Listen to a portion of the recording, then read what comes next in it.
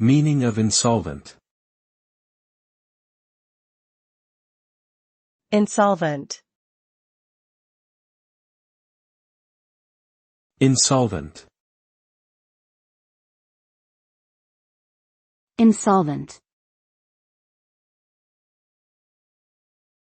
Insolvent. The term insolvent refers to a state in which an individual, company, or organization is unable to pay off their debts.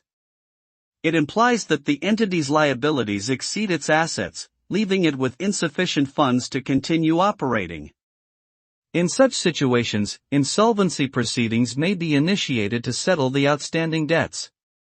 The result of insolvency can vary greatly, from liquidation and closure of the affected entity, to restructuring and financial rehabilitation. Insolvency can have profound consequences for creditors, employees, shareholders, and the overall economy, making it a significant issue in financial markets.